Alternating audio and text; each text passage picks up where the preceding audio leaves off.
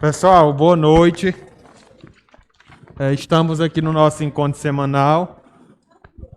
E aí nós vamos hoje fazer uma breve repescagem na prova de Sociologia, né? No conteúdo pertinente à Sociologia, tá certo?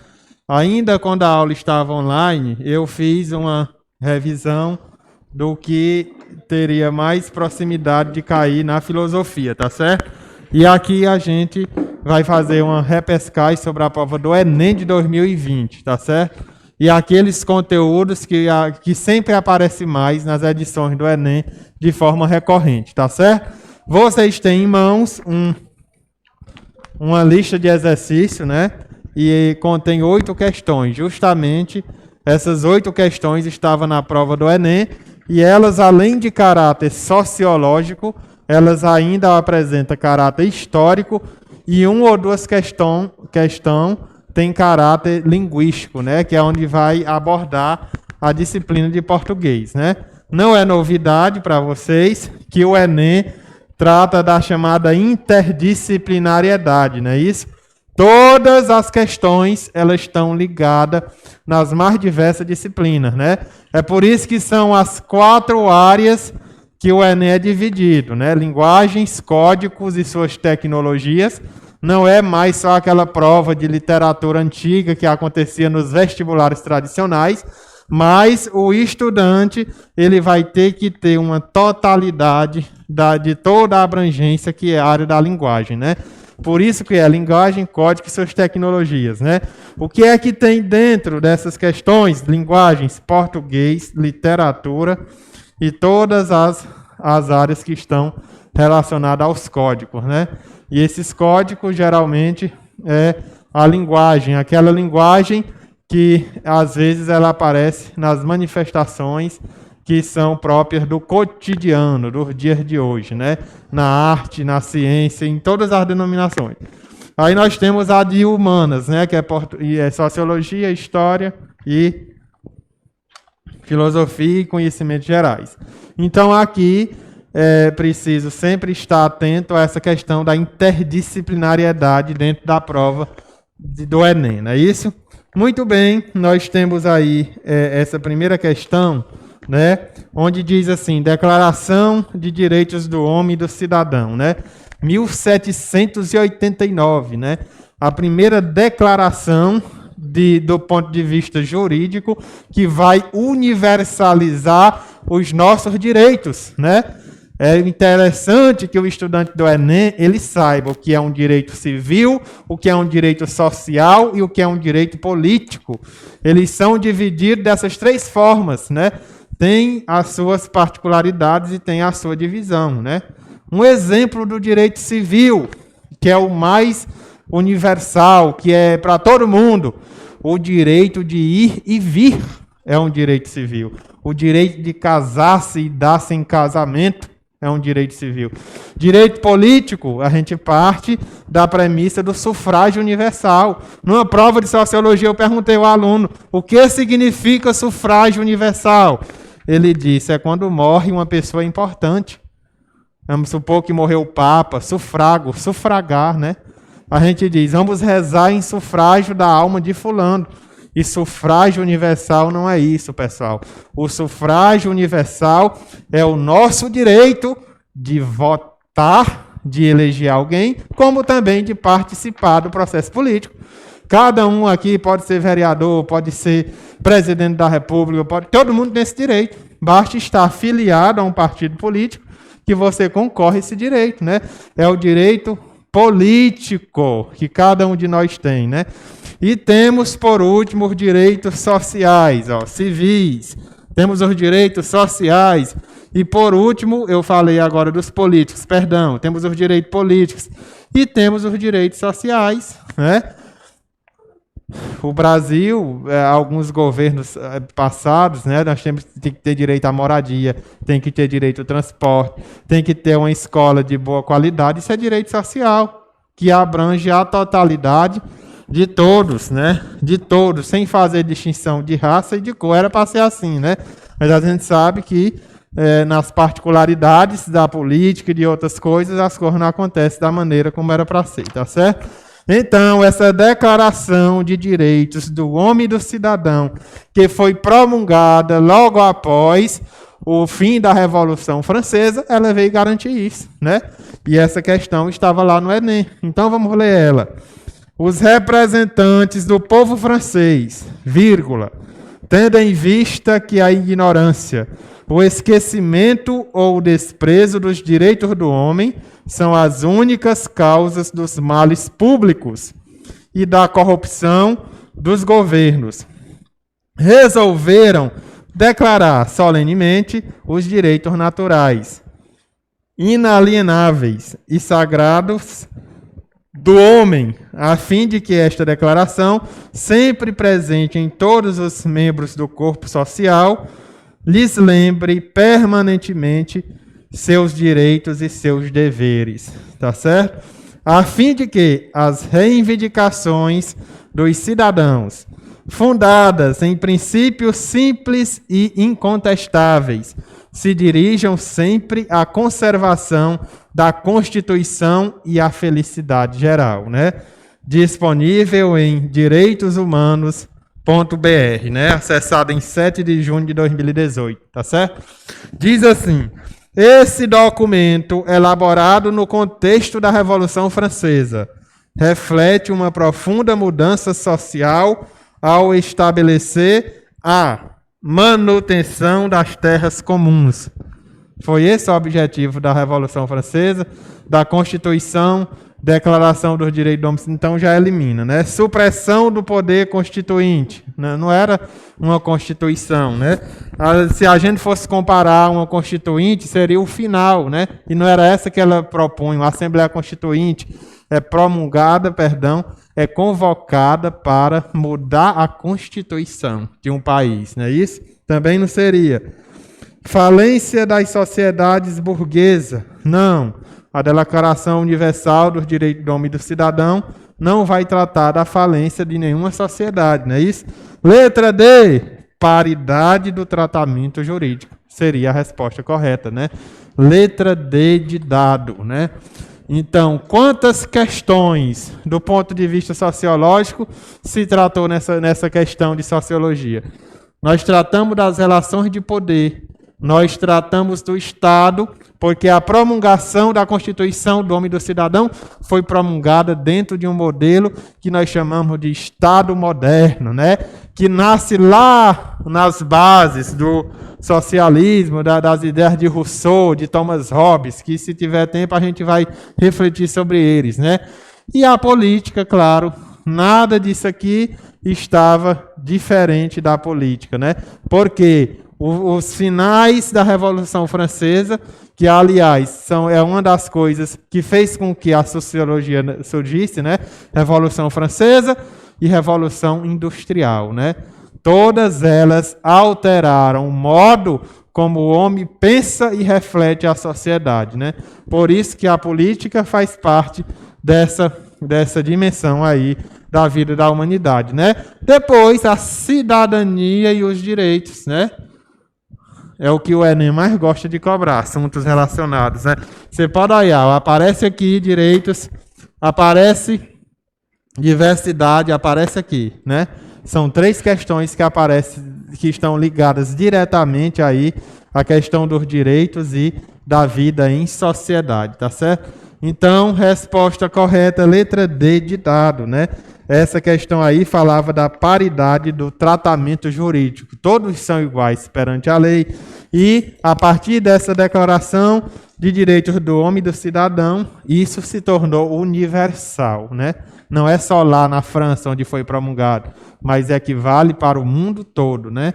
É por isso que existe um órgão internacional chamado ONU. Todo país tem cadeira na ONU, que é justamente a ONU, é esse órgão que vai salvaguardar essa universalidade dos direitos que a gente fala nas aulas de sociologia, e seja onde for, tá certo? Muito bem. Direitos civis, sociais e políticos.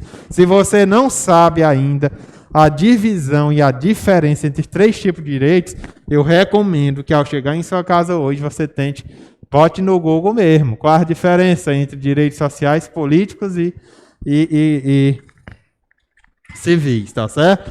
Muito bem, Mateus, pode passar para a questão de número 2, se der aí. Vamos lá, questão de número 2. Sexto rei Sumério, governante entre os séculos 18 e 17 a.C., e nascido em Babel, Carmu-Rabi, pronúncia em babilônio, foi fundador do primeiro império babilônico, correspondente ao atual Iraque, né? Unificando amplamente o mundo mesopotâmico, unindo aos semitas e os sumérios e levando a Babilônia ao máximo esplendor. O nome de Hammurabi, né, permanece indissociavelmente ligado ao código jurídico tido como o mais remoto já descoberto. O Código de Hammurabi. Como é que o professor de vocês chama? É Hammurabi ou Hammurabi? Hammurabi, né? O Código de Hammurabi, o legislador babilônico consolidou a tradição jurídica, harmonizou os costumes e estendeu o direito e a lei a todos os súditos. Disponível também no mesmo site aí que esse elaborador tirou essa questão, né? Nesse contexto de organização da vida social, as leis contidas no código citado tinham o sentido de... Então, está aí, mesmas questões, poder, Estado e política. E aí, a questão das leis. As leis salvaguardam a harmonia da humanidade, né? Você já pensou se não tivesse um sinal vermelho para a gente obedecer? Como era que queima um sinal em Fortaleza, queima um sinal em São Paulo, para você ver como tudo vira loucura, carro vai bater. Aqui a gente ainda consegue manter uma distância, mas quando um carro bate numa cidade dessa metrópole, 5 três se ajumenta atrás, batendo também. Por quê? Porque algo foi bagunçado. E na história da humanidade não é diferente. Desde o Código de Hammurabi, né, que é o código mais antigo de lei da humanidade, que a sociedade se organiza em torno das leis, né? Nada funciona bagunçado. Tudo tem a lei. Aqui no cursinho tem hora para começar, tem hora para terminar, tem a hora que um professor troca com o outro. Em sua casa, tem a hora de você fazer suas atividades, né? Todo lugar tem o seu horário, tem sua lei, né? Então, são as questões envolvidas dentro da questão, ok? Então, nesse sentido, o contexto de organização da vida social, as leis contidas do Código citado tinham o objetivo de, letra A, assegurar garantias individuais aos cidadãos livres. Seria essa a resposta? Nós estamos falando de lei. Embora a lei garantiria o direito, mas não seria mais, de certa forma, as garantias individuais ao cidadão livre, né? O Código de Hammurabi, o legislador babilônico, consolidou a tradição jurídica, harmonizou os costumes e estendeu o direito e a lei a todos os súditos. Aí, nessas palavras finais, está aí a questão, o cerne da questão, né? Que ele estendeu o direito e a lei a todos os súditos. Letra B. Tipificar regras referentes aos atos dignos de punição. Era para isso aí que a lei servia? Vocês lembram do jargãozinho que tem lá? Código de italiano, olho por olho, dente por dente. Então era isso aí. Se você desobedecesse, você ia receber a punição conforme a regra transgredida naquela época, né? Então, tá claro aí que a letra é a letra B de bola, não é isso? Letra B de bola.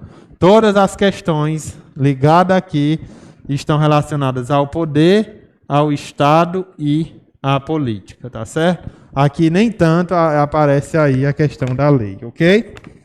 Muito bem, está tendo alguma dúvida? Pode perguntar, levantar o braço, dizer não entendi, que a gente sempre vai estar aqui para poder ajudar, tá certo? A terceira questão.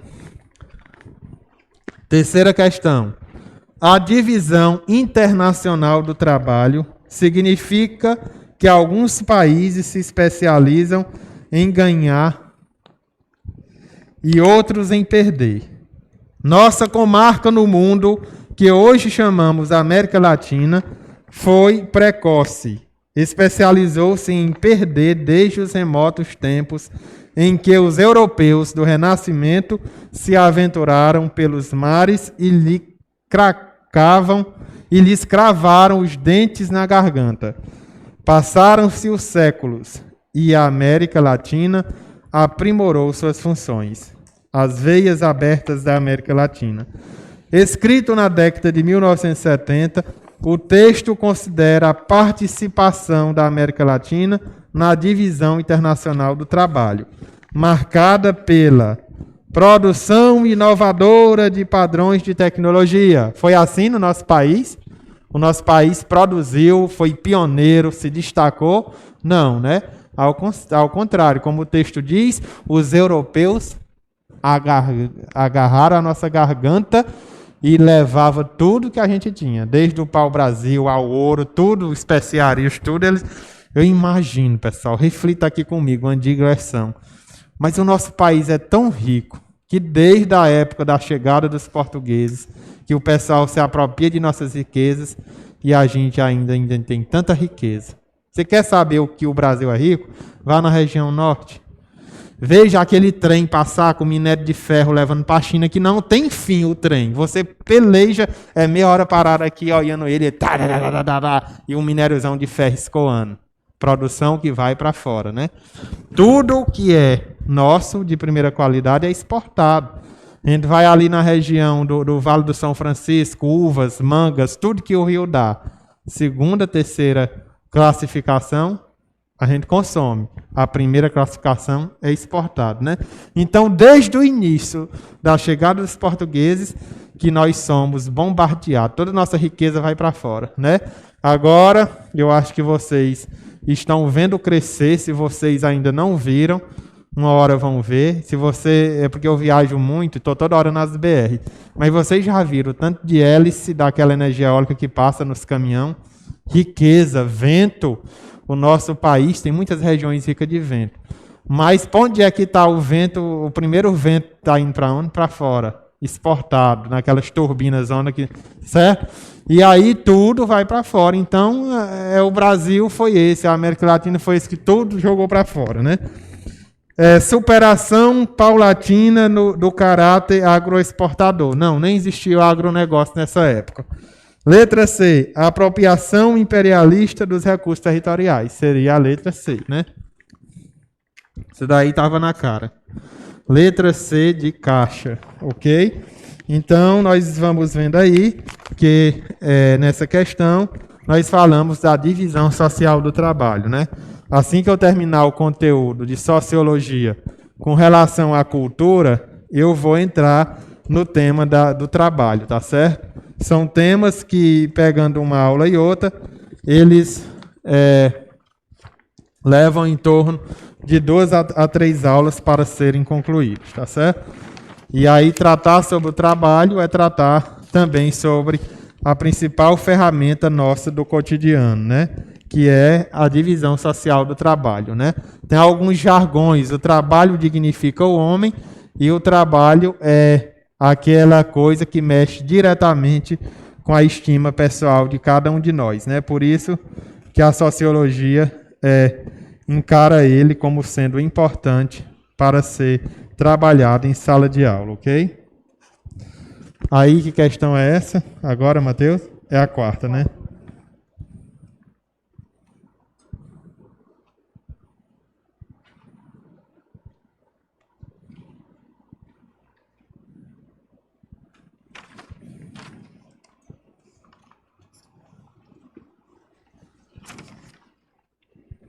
Questão 4 diz assim: Montaigne, como que vocês querem pronunciar, nome do filósofo moderno, deu nome para um novo gênero literário. Aí, viu? Até na prova de sociologia aparecendo literatura. Foi dos primeiros a instituir na literatura moderna um espaço privado, o espaço do eu, do texto íntimo. Ele cria um novo processo de escrita filosófica no qual hesitações, autocríticas, correções entram no próprio texto, né? O novo gênero de escrita aludido no texto é o confissão, que relata experiências de transformação. Nós vamos para a questão número 4. Nós vamos tratar das teorias sociológicas, não é isso? As teorias sociológicas sempre estão recorrentes no Enem, né? Nós vimos lá, ainda nas primeiras aulas, 4 grandes pensadores que são principais para o alicerce da sociologia. Quem são eles? Augusto Comte, Émile Durkheim, Max Weber e Karl Marx, né? Esses 4 pensadores são os chamados clássicos, ok? Agora, entre eles e outros que podem aparecer, nós vamos ver aí essa teoria sociológica aparecer, né? A teoria sociológica é essa que aborda diretamente o que o pensador tratou, não é isso? No caso de Montaigne, está tratando aqui de um novo gênero literário que ele inseriu dentro do estudo filosófico e do estudo sociológico, que ele chamou esse gênero de ensaios, que está aí na letra B. Ó. Ensaio que expõe concepções subjetivas de um tema, né? Então, ele foi um inaugurador desse tema, né? Dentro da filosofia moderna, né? Porque qual era o tema recorrente dentre os principais pensadores, né? Era relacionado às teorias sociológicas. E nesse gênero, nós temos aí as principais características, né? As hesitações e as autocríticas, né? Que não tinha até o pensamento de Montaigne, né? Montaigne se destaca nesse cenário por ele não só ser um pensador, mas porque ele próprio, a partir da sua pesquisa, a partir da sua teoria, ele criou essa questão da autocrítica, né? Então, sempre, se você pega ali a história da filosofia e a história dos pensadores, um pensamento só se sobressai sobre outro por conta das críticas que aquele colega ou aquele contemporâneo faz da sua teoria, né? Ninguém é obrigado a aceitar as teorias, né? Assim como todo mundo tem seu ponto de vista político, tem seu ponto de vista religioso, ninguém é obrigado a aceitar. Mas naquela época, em plena modernidade, o gênero proposto por Montaigne inaugurou essa nova forma de pensar a sociologia a partir do gênero literário que ele chamou de ensaio, né?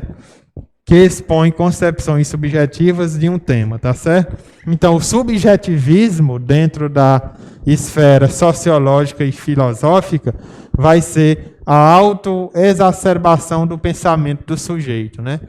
Porque se a obra é escrita, a obra também ela é necessária de crítica, ela pode haver críticas, né? Então, o próprio sujeito escritor vai fazer esse processo de autocrítica daquilo que ele escreveu, né? E dentro da... Eu estava aqui olhando um pouco, a gente fica lá no YouTube do cursinho, né? Vez por outro passa, avalia sua aula, o que precisa melhorar, vai na aula de um colega, assiste, né? E você estava estudando na literatura o parnasianismo, não era? E vocês viram que o parnasianismo inicia com a obra. Qual é o nome da obra? Como?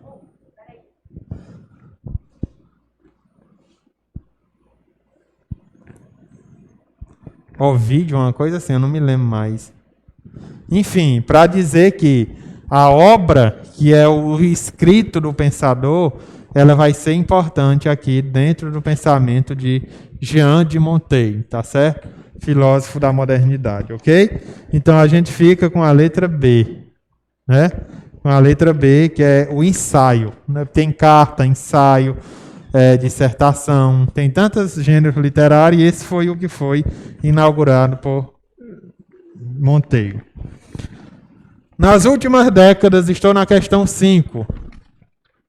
Nas últimas décadas, uma acentuada feminização no mundo do trabalho vem ocorrendo.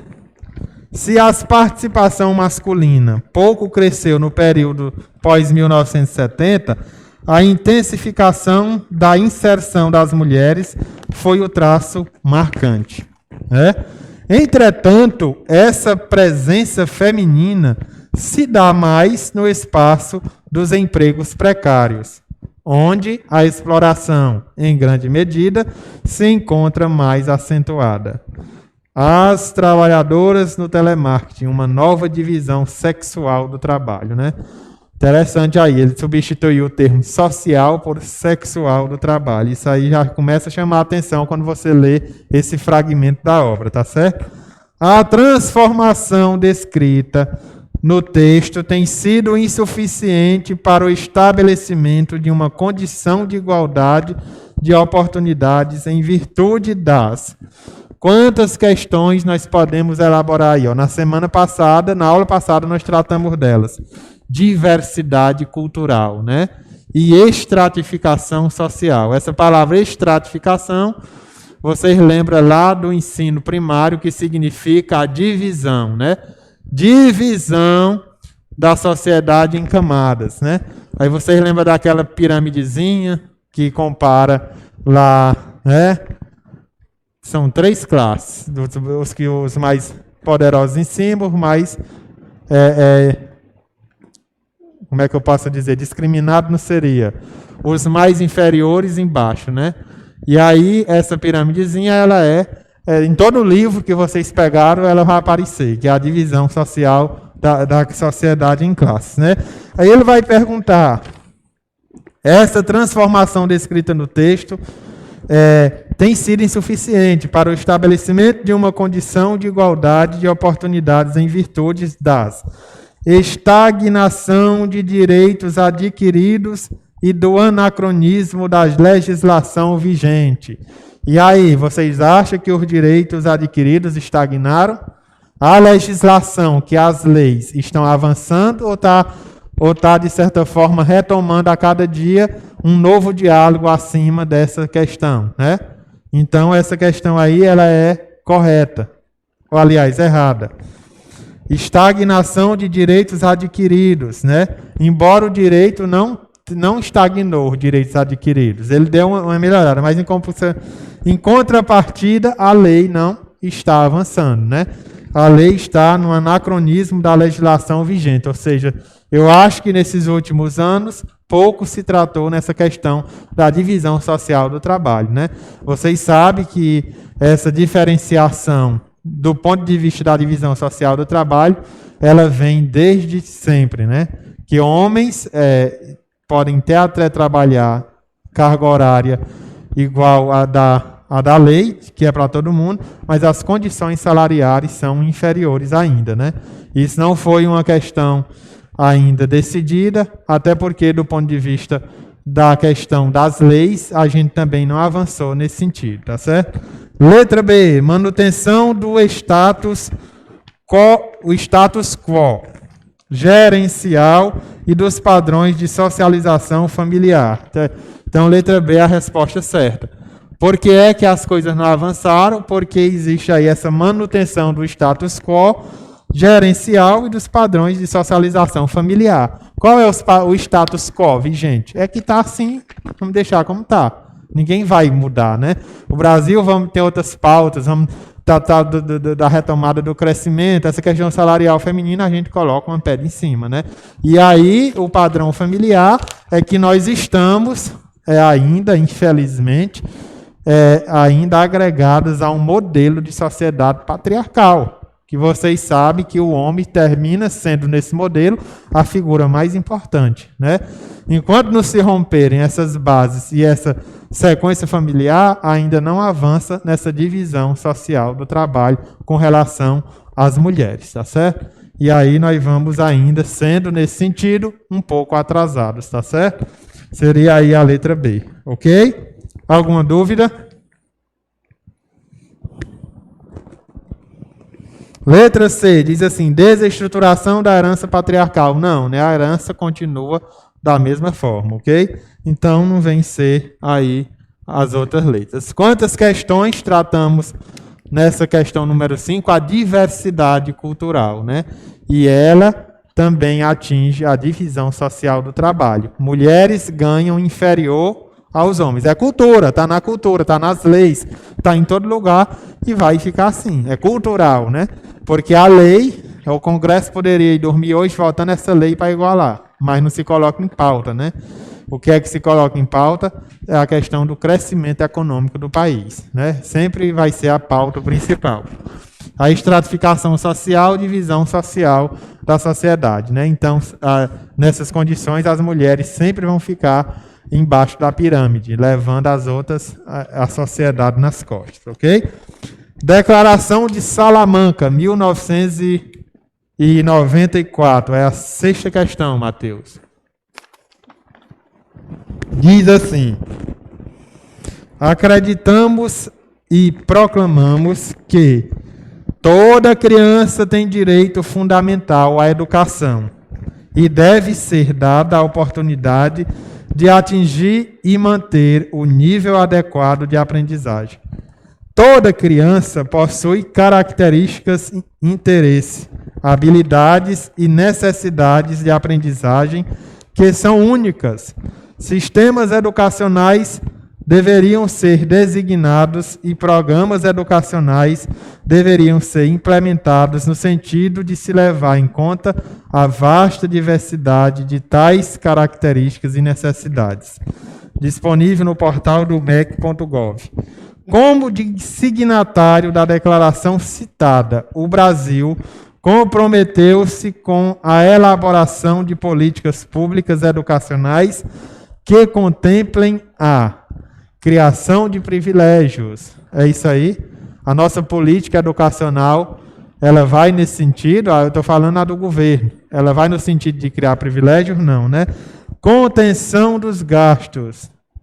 Embora a gente já tenha feito uns enxugamentos na educação, mas essa não seria a resposta. Pluralidade dos sujeitos seria a letra C, a resposta.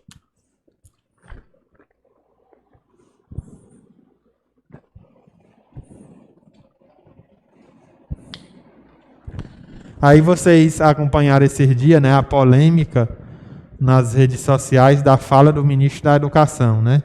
Que acho que a professora Ananda também já deve ter participado desse processo, né? Da educação inclusiva. Eu trabalhei 8 anos dentro da Secretaria Municipal de Educação, mas a gente teve muitas formações da educação inclusiva, né? Ou seja, às vezes a pessoa com suas necessidades especiais, ela está lá e ela tem o seu valor, né? Mas aí a voz do ministro disse que só fazia atrapalhar. E aqui vem um pouco que a declaração de Salamanca está falando, né? Da pluralidade dos sujeitos, tá certo? Então, antes da gente dar uma entrevista, isso é muito sério, sabia?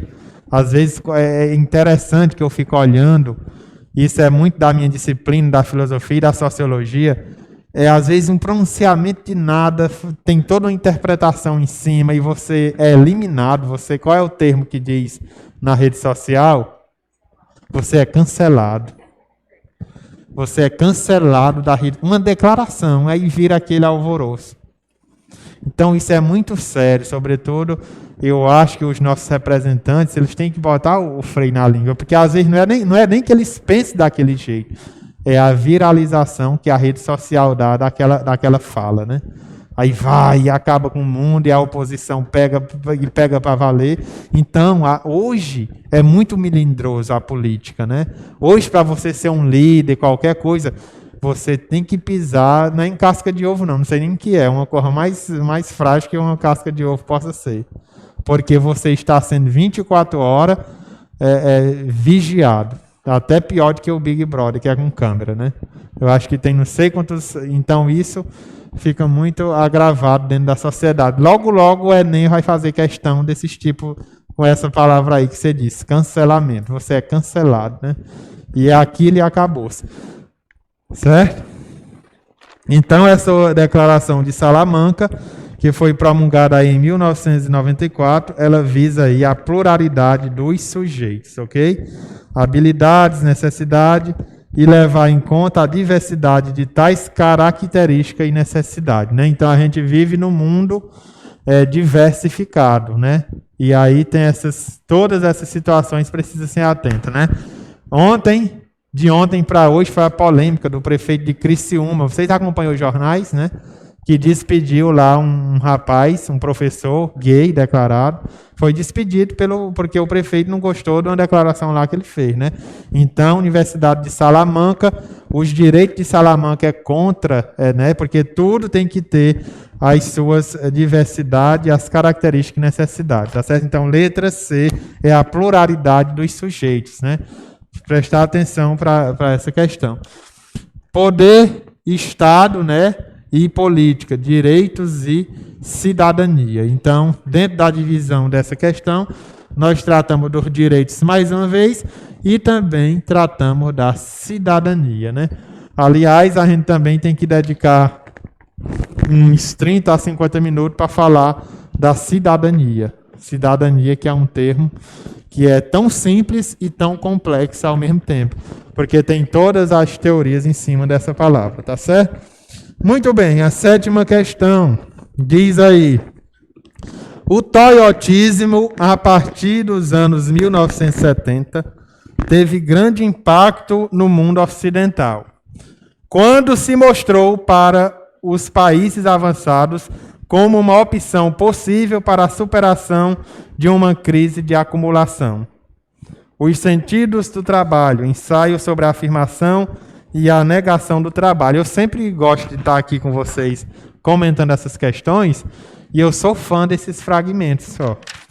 Às vezes, esse fragmento aqui, você pode matar a charada da questão, tá certo? A característica organizacional do modelo em questão, requerida no contexto de crise, foi a expansão dos grandes estoques. Primeiramente, a gente faz vamos recapitular. A questão número 7 está ligada ao trabalho e à produção. Fordismo, Taylorismo, na sequência, e o toyotismo. O toyotismo veio por último, né? Nessa questão aqui, né? E aí vocês sabem as características, né? Larga produção, produção em larga escala, modelo padronizado, sequência rápida, mecanização da produção, o empregado tem a hora de entrar, tem a hora de sair, que a gente chama mais sobre a questão trabalhista, né? Então, tudo isso vai estar inserido nessa característica desse modelo. Mas vamos se deter ao toyotismo, que é o que ele pede. Letra B, incremento da fabricação em massa. Isso é uma característica do Fordismo, Taylorismo. Adequação da produção à demanda. Letra C seria a resposta. Letra C seria a resposta. Então, o que é que está dizendo aqui a questão? O toyotismo, a partir dos anos 70, teve grande impacto no mundo ocidental, quando se mostrou para os países avançados como uma opção possível para a superação de uma crise de acumulação. Então, o que foi que os modelos toyotismo e Fordismo fizeram? Produziram em larga escala. Gente, as concessionárias, as empresas tinham tanto carro que parecia um formigueiro. Ou seja, esses modelos eles foram inaugurados, mas não se cuidou na questão da regulação, né? Produzir. E hoje, com o toyotismo, que é o terceiro modelo mais evoluído, já desenvolvido entre o século XIX e o século XX, é que veio aqui essa característica principal dele. Qual é? A adequação da produção à demanda, né? É tanto como é que acontece hoje o lançamento de um carro. Lançamento, 5.000 unidades. Então, o povo faz lá seu cadastro, Hoje, eles não produzem um carro a mais para ficar pegando sol. É tudo na demanda. Que foi que o toyotismo fez? Toyotismo, Toyota, tudo ligado aí ao mercado financeiro, né? Ao trabalho e aos modelos de produção, tá certo? Então, o estudante do Enem não pode ir para a prova sem não saber as características principais desses 3 modelos de produção, tá certo? Fordismo, Taylor, Henry Taylor, o Fordismo e o toyotismo. Esses aqui foram modelos que foram essenciais na divisão social do trabalho, né? E o professor de geografia e o professor de história deverá também pontuar eles do ponto de vista da história e o professor de geografia mais do ponto de vista da questão da produção, né? E nós estamos analisando aqui a questão do modelo de produção e as relações de trabalhos envolvidas nesse modelo que nós chamamos de toyotismo, tá certo? Então, o toyotismo fez o quê? Adequação da produção à demanda. Não vai ter mais produção em larga escala, coisa nenhuma. Nós vamos agora, se o caboclo quer, ele faz o pedido e a gente vai fazer a questão da fábrica, né? E agora com essa pandemia, você vai procurar um carro, ou eles estão cobrando um absurdo, 3 vezes mais o valor, ou então você tem que esperar 6 meses para um carro chegar. É 6 meses sem tirar um dia a mais e nem um dia a menos, né? Por quê? Porque a Toyota mesmo em algumas empresas essa semana fechou por conta de matéria-prima. Não é nem a mão de obra. Mão de obra tem a matéria-prima, o plástico, o vidro, está em falta, né?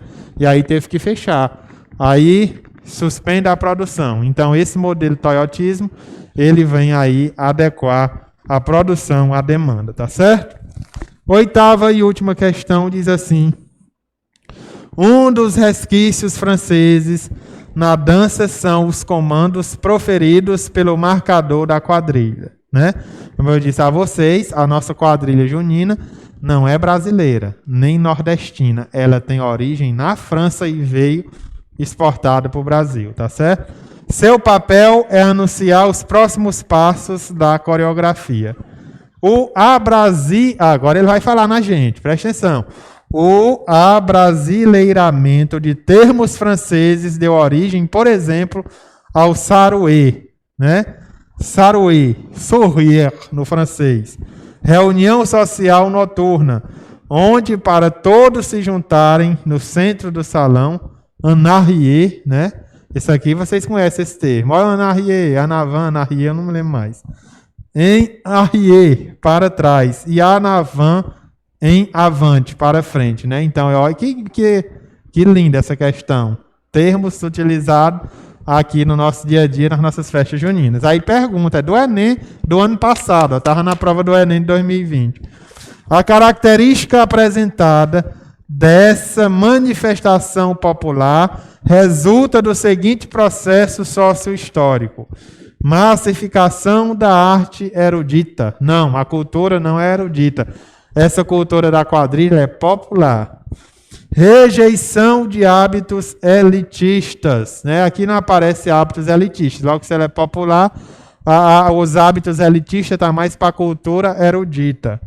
Laicização dos rituais religiosos. Também, embora aqui para nós no Brasil, nesse período do quadrilha, aparece 3 santos: Santo Antônio, São Pedro e São João. Mas não foi o modelo proposto na França, né? Restauração dos costumes antigos. Não. Letra E, a apropriação de práticas estrangeiras. Seria a letra E, né? En arrière, já, né? Acaba que está gritando agora, en arrière, já, e todo mundo vai. Então, na 8ª questão, nós tratamos de alguns termos: sociedade e cultura, né? Sociedade e cultura. Diversidade cultural, né? E a principal, que foi aí no finalzinho, nós tratamos da cultura popular, né? E da cultura erudita, não é isso? E a quadrilha, essa manifestação artística francesa, ela é uma manifestação da cultura popular, tá certo? Ok? Alguma dúvida? Foram resolvidas 8 questões detalhadas. Essas questões foram filtradas num programa que a gente tem e elas são essencialmente questões ligadas ao Enem de 2020, tá certo? Daqui para lá, a gente escolhe aí outras mais modernas e atualizadas para poder a gente também estar refletindo aqui, tá certo? No próximo tema da sociologia, nós vamos nos adentrar na questão da indústria cultural, que é um tema que está ligado também à cultura, tá certo? A indústria cultural, ou a sociedade de massa, é a utilização dos meios culturais para propagação do sistema capitalista, né? Não sei se vocês já tiveram aí a oportunidade, com essa pandemia agora, mas creio que sim, de ir nos cinemas, né? Os cinemas, quando você senta ali, você passa 5, 10 minutos só vendo propaganda de empresa, né? Então, ali você está se utilizando da cultura, a cultura está em volta na apresentação do filme, mas nela tem toda uma questão de propaganda, né? Então, a escola de Frankfurt, na Alemanha, nos anos 40, ela vai denunciar de forma crítica essa cultura, né? A cultura a serviço do capitalismo. Então, nas próximas aulas, a gente vai estudar a indústria cultural e a sociedade de massa e rever neles os teóricos, que são mais importantes, que criticaram esse modelo na sociedade, tá certo? Muito bem.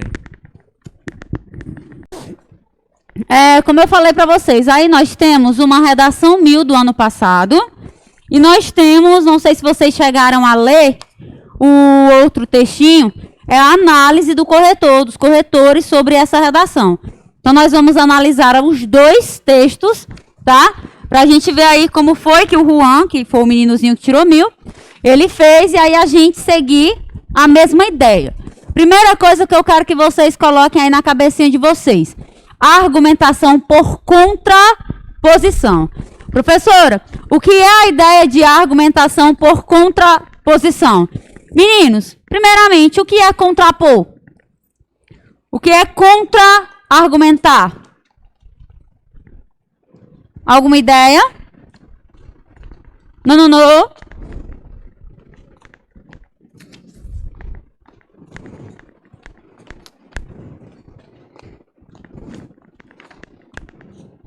Nadinha de ideia?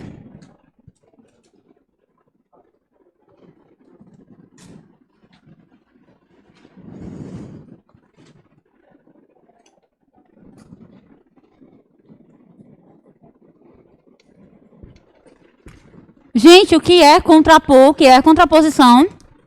Nada? Vamos lá. Tá fraco.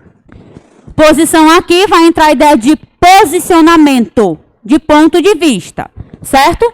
Você ir contra esse posicionamento é você apresentar uma ideia oposta a ele. É o que nós chamamos de refutação de ideias opostas. O que isso significa, professora?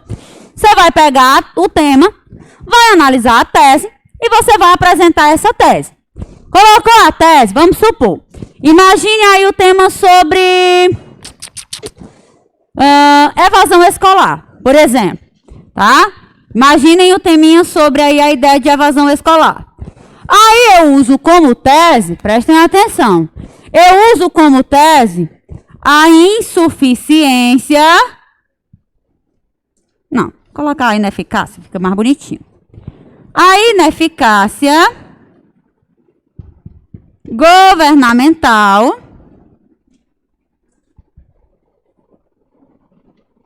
quanto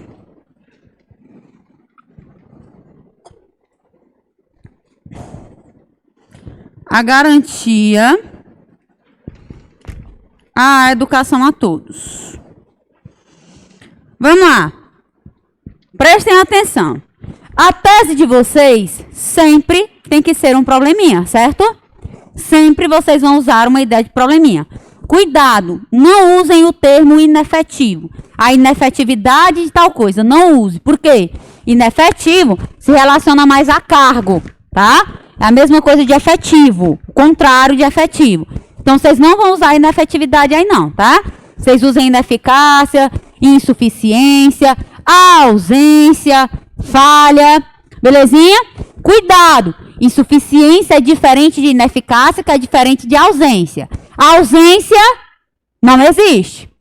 Insuficiência, eu estou dizendo que não existe? Não, eu estou dizendo que aquilo que existe, aquela política pública, por exemplo, que existe, ela precisa de mecanismos de apoio. Porque só aquela resolução, ela não, só aquela ideia de solução não se resolve aquele problema. E a ineficácia é a ideia de trocar. Quando eu falo ineficácia da lei, a lei que tem, ela é falha, então ela precisa ser monitorada, fiscalizada, mais rigorosa, enfim, tá? Então, cuidado com a diferença entre ausência, ineficácia e insuficiência, tá? Compreenderam a diferença? Em nome do amor da mãezinha de vocês, compreenderam? Pronto. Vamos lá. Então, imagina que o teminha vem a evasão escolar. Cuidado que pode ser um teminha possível para o Enem, tá? Não sei se vocês ouviram falar aí, todo ano tem na Globo, por exemplo, o programa Criança Esperança. Já ouviram falar, né? Primeiro, no período de pandemia, o aumento do número de jovens, de crianças e adolescentes fora da escola foi em 64%. É gente demais fora da escola. Tanto que a gente vê aqui quantas cadeirinhas tem vazias, tá? Justamente por causa do período de pandemia. Porém, o que acontece? Muitas pessoas desistiram de estudar. Hoje as escolas têm uma política chamada de busca ativa, tá? Antigamente as escolas eram lotadas, era não caber aluno, tá? Hoje as escolas as direções, coordenadorias aí, é quem tem que estar caçando instrumento, caçando mecanismo, caçando meio de, primeiro, angariar aluno e, segundo, de manter os alunos que já tem, tá? Justamente para prender eles, digamos assim, né? Fazer com que eles estejam presentes dentro da escola, tá? Em atividade na escola, tá? Diversas escolas fecharam justamente por causa dessa situação, tanto da crise financeira, quanto principalmente da evasão. Evadir é sair, fugir, tá? Da evasão de alunos. O que a gente olha aqui como tese? Olha só como é que a gente vai fazer a contraposição. O tema é evasão escolar. Evadir é saída. Então, a saída de alunos do ambiente escolar. Beleza? Aí ele quer causa, ele quer motivo que fez esses alunos fugirem. O que é que eu vou pensar? Por exemplo, a ineficácia governamental quanto à garantia à educação. Como assim, professora? A nossa tese, ela circula em torno de dizer que o governo está sendo falho em garantir a educação a todos. Uma vez, por exemplo, você vê nos interiores, muitos alunos, eles param de estudar porque nem tem condição de vir para a cidade e lá nos interiores não tem escola, né? Então, eles acabam vendo aí, acabam não tendo, acaba não havendo uma democratização desse acesso à educação, ao estudo. Estão compreendendo a ideia, não estão? Pronto. Aí o que é que eu vou contrapor? A posição é o meu posicionamento, é o meu ponto de vista, é a minha tese. Como é que eu vou contrapor isso? Eu vou trazer uma estratégia argumentativa que prove justamente o contrário. Ou seja, a contraposição, ela se dá pela ideia de eu impor a tese e o meu repertório, ele tem uma visão oposta à minha tese. Por exemplo, aqui eu vou fundamentar com o quê? Com a Constituição Federal. A Constituição Federal, no artigo 6º, ela garante a todos o direito à educação. Certo? Aí, qual é a contraposição aí novamente? É onde eu vou dizer que aquele preceito, ele não se aplica na realidade brasileira. Uma vez que o Estado, ele não oferta recursos, suportes, para que a educação, ela seja garantida, efetivada e qualitativa a todos. Induzindo assim a um aumento, por exemplo, dos índices de criminalidade entre jovens. Compreendeu como é que faz? Vocês vão apresentar a tese é algo negativo.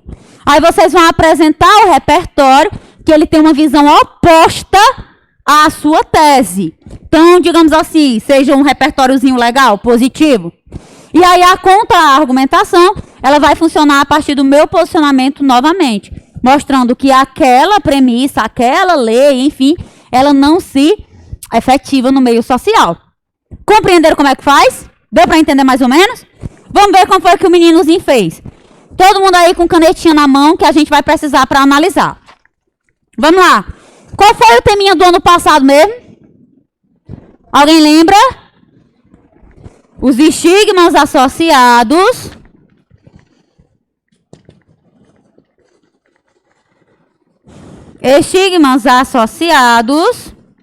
a quê, meu povo? Vocês estão com vergonha de falar? As doenças mentais no Brasil ou na sociedade brasileira? Era no Brasil ou na sociedade brasileira? Era no Brasil, era? Pronto. Opa. Ó, presta atenção aqui. O que é que muito aluno tangenciou no passado? Primeiro, ele não falou de doenças mentais, ele falou de saúde mental.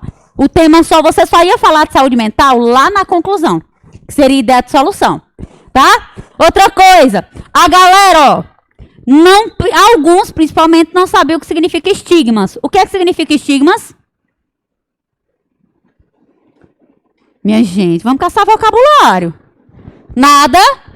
Estigmas significa marcas. Dentro desse teminha aqui, a gente vai pensar em características. Certo? O que é algo associado, gente? Algo ligado. Então, características ligadas, relacionadas às pessoas que têm doenças mentais. Bipolaridade, ansiedade, depressão, esquizofrenia, certo?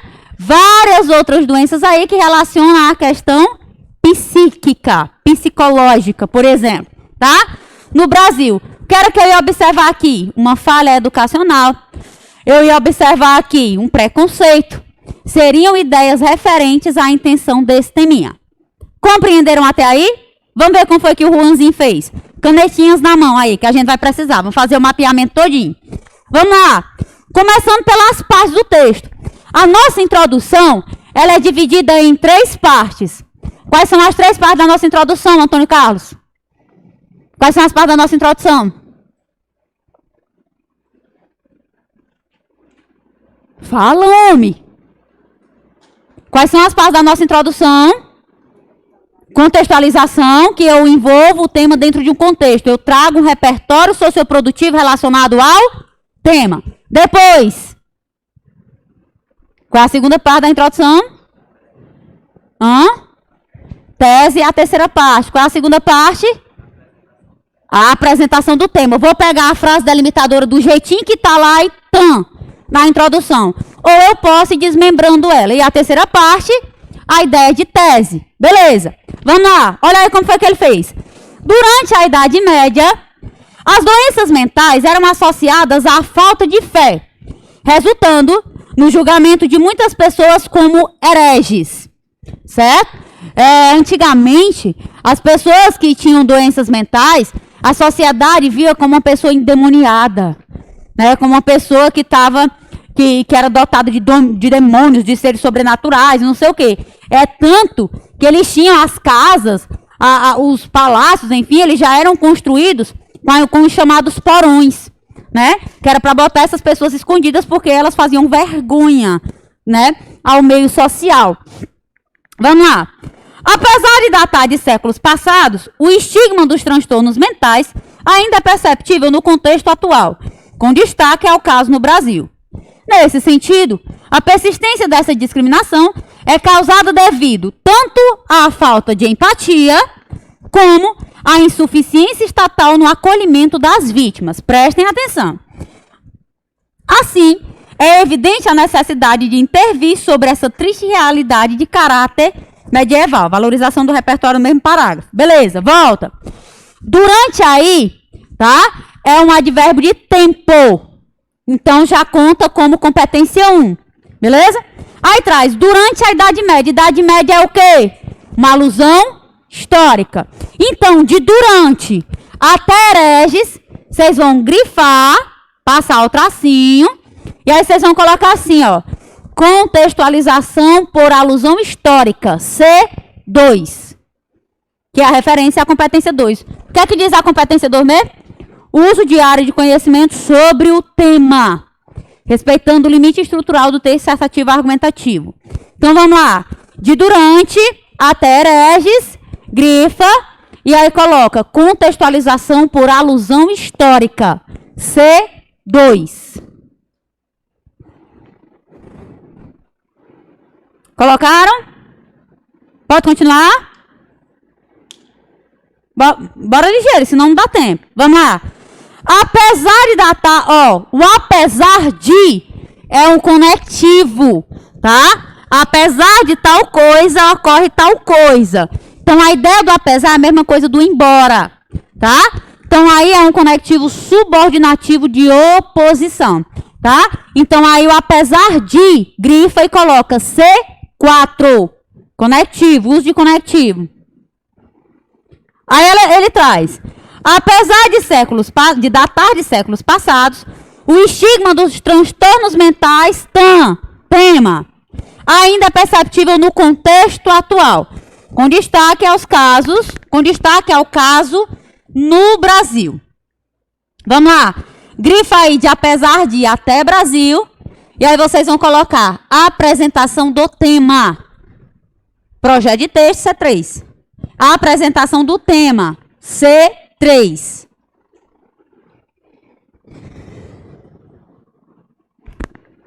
A apresentação do tema, C3. Colocaram? Pode continuar? Vamos lá. Nesse sentido, é um conectivo conclusivo de ideia. Então, nesse sentido aí é C4, conectivo. Nesse sentido, a persistência dessa discriminação é causada devido tanto, primeiro, à falta de empatia, empatia aí vai envolver a ideia de preconceito, certo? A falta de empatia, como a insuficiência estatal no acolhimento das vítimas. Isso aí são as teses. Vamos lá. De onde tem a falta de empatia, vocês vão grifar e colocar T1. Tese 1. Como insuficiência estatal no acolhimento das vítimas, tese 2.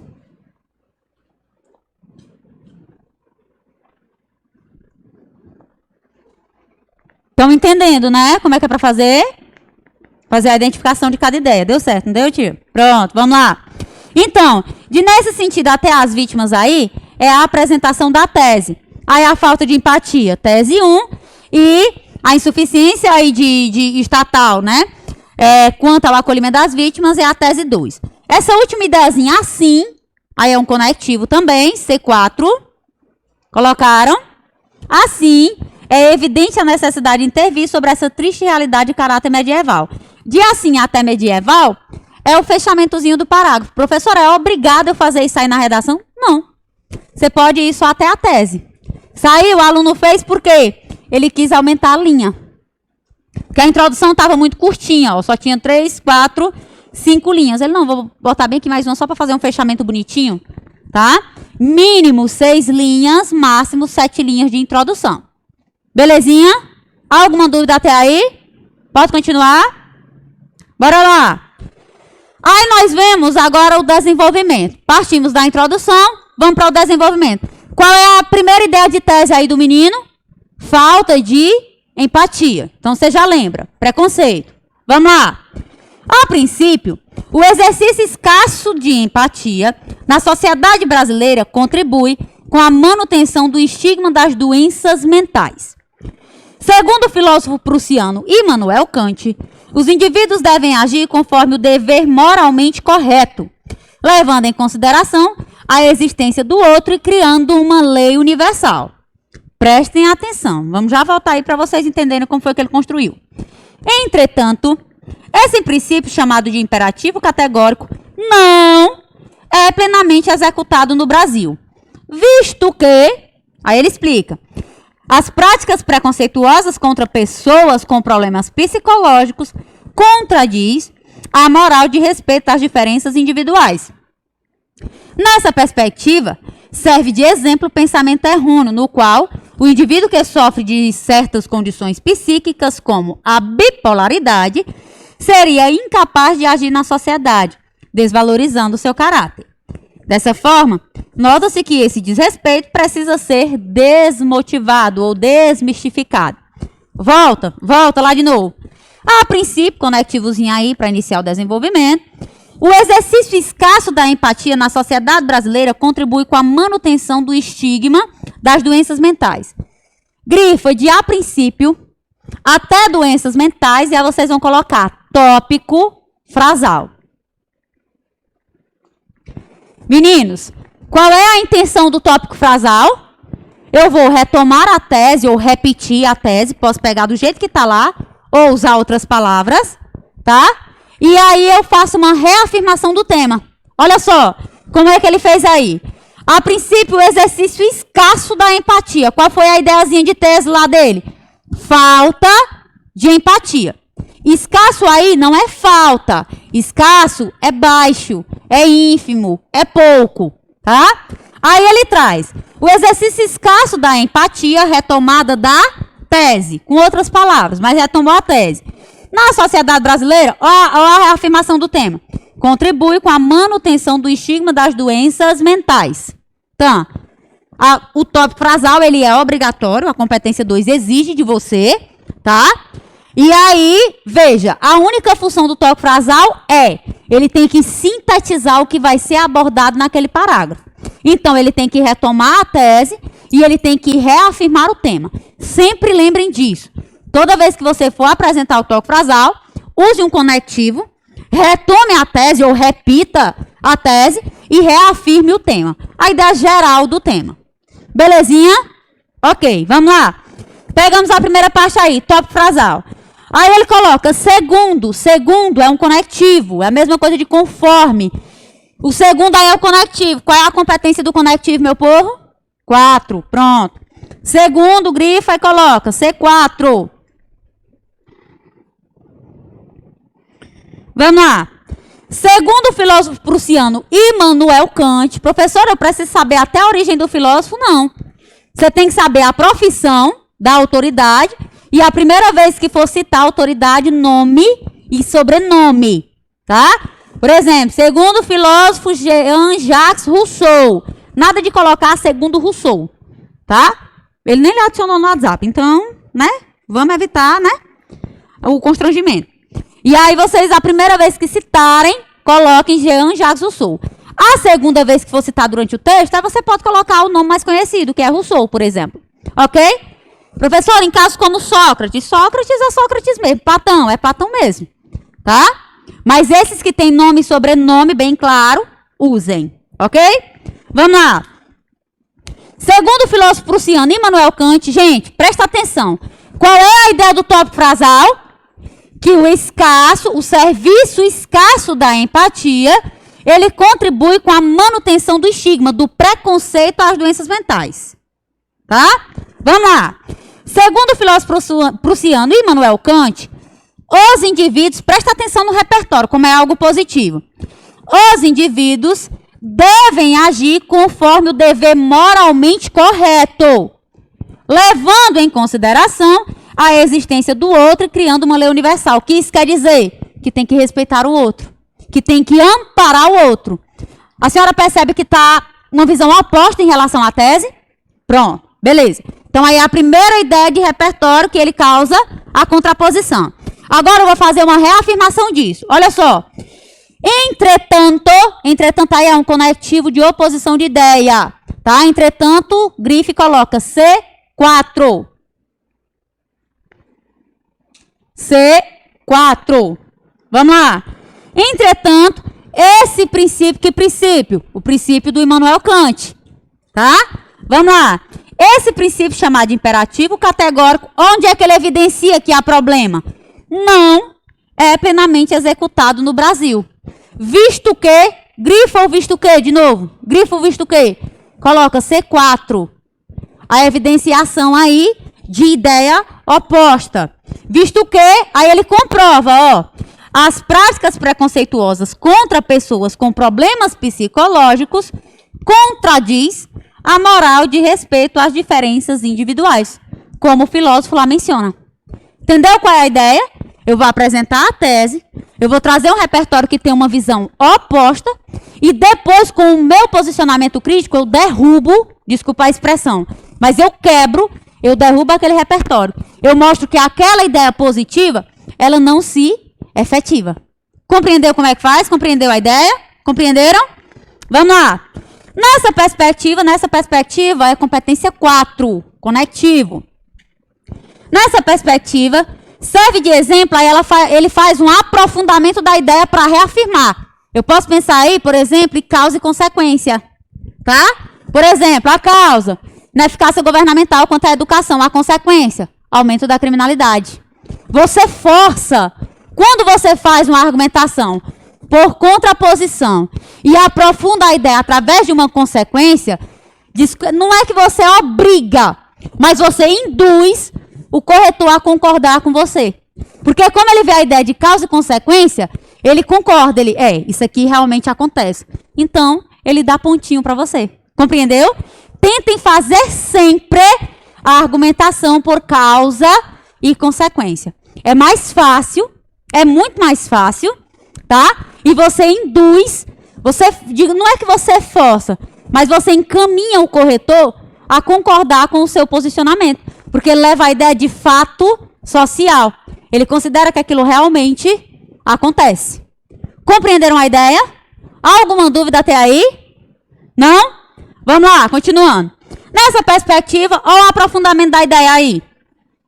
Serve de exemplo, ele cita até o exemplozinho. O pensamento errôneo, no qual o indivíduo que sofre de certas condições psíquicas, qual é o exemplo? A bipolaridade, certo? Transtorno de bipolaridade, seria incapaz de agir na sociedade, desvalorizando o seu caráter. Dessa forma, conectivozinho aí, C4, aí faz o fechamentozinho do parágrafo.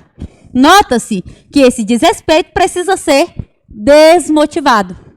Compreenderam a ideia?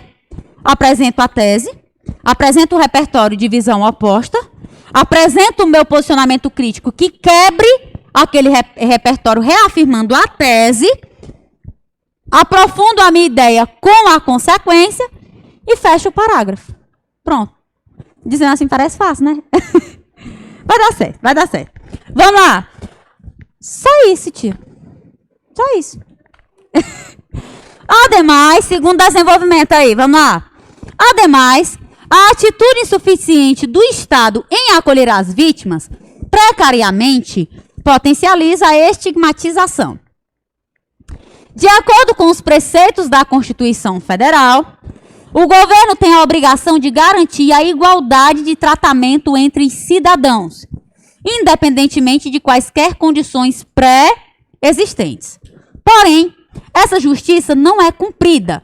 Risca bem esse SIC, que foi quando eu fui digitar. Eu não sei o que foi que deu na minha cabeça que eu botei esse SIC aí. O pior que saiu em todas para onde eu mandei a redação.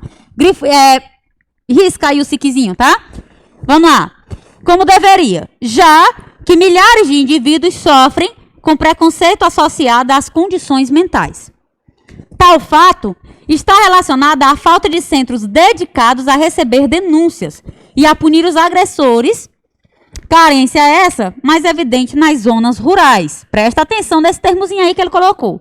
Com isso, milhares de brasileiros mentalmente doentes permanecem desamparados, indo contra as ideias de igualdade da Constituição. Meu povo, bora lá.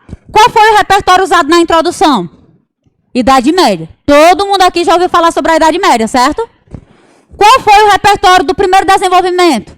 Immanuel Kant. Alguém aqui ainda não ouviu falar em Immanuel Kant? Todo mundo já ouviu falar. Beleza. Segundo desenvolvimento. Qual foi o repertório utilizado? Constituição Federal.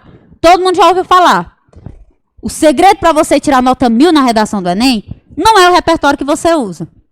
É como você articula a ideia. Tem redação 1000 que usa a Constituição Federal. Tem redação zerada que usa a Constituição Federal. O segredo é repertório? Não. É como o aluno articula a ideia. Tá? Então, primeira coisa, não percam tempo. Só o que acontece. Tem aluno direto que me manda mensagem e diz, professora, me dá uma lista de 60 citação. Meu amigo, tu vai aprender essas 60 citação? Não vai. Aprendam a reciclar. Vem que repertório ela cabe, aquela primeira citação, e daí você começa a reaproveitar ela em outros temas. Quer uma básica? Tem um rapaz chamado de José Pacheco. José Pacheco é um professor português conhecido mundialmente, certo? E ele é o criador do chamado Escola da Ponte, em Portugal. A Escola da Ponte, ele relaciona sobre a questão de... A escola, ela é um vínculo social, socioemocional e de desenvolvimento à criança e ao adolescente. O que isso quer dizer? ele tem a citação o seguinte: educação, aliás, escola, olha só a citação dele. Escolas não são edifícios. Escolas são pessoas. Entende a profundidade? Então, qualquer tema que envolver educação, você pode citar essa citação. Por quê? Você vai argumentar aí sobre a questão de não é investimento, não é infraestrutura, não é construção de prédio. É qualidade do ensino e a preocupação com o desenvolvimento social do aluno. Compreendem a ideia? Então, não é um repertório tão batido, não é um repertório tão conhecido e não deixa de ser um repertório coringa, digamos assim. Pelo amor de Deus. Só o que eu vejo é aluno que vai lá no Instagram. Todo mundo aqui tem Instagram, né? Pronto. Vai lá no Instagram e direto aparecem umas paginazinhas lá. Pacote redação 900 mais. Aí a pessoa cobra 60 conto, 90 conto. O aluno maravilhoso vai lá e paga. Pra quê? Pegar uma redação velha de internet. Péssima, ridícula. E aí ele aprende e leva para o Enem. Não chegue com redação pronta de internet no Enem. Nós, corretores, sabemos aquilo ali de cabo a rabo. Na hora que você chegar lá, a gente vai tirar ponto seu. Sabe por quê? Porque 3 coisas nós vamos olhar na sua redação: pertinência, produtividade, legitimidade e agora aumentou um critériozinho, que é a originalidade. Então, você chegar lá com o texto pronto, não vai adiantar nada. Você pode aprender 10 textos prontos, filho. Não vai adiantar nada. Porque nós queremos originalidade, criatividade, certo? Então, não vão aprender modelinho de internet que não vai funcionar, não. O que é que eu indico a você? Desculpa a expressão, mas é burrice você não ter um repertório coringa. Mas soa inocência se você não tiver nenhum que possa te ajudar. O que é que eu quero te dizer com isso?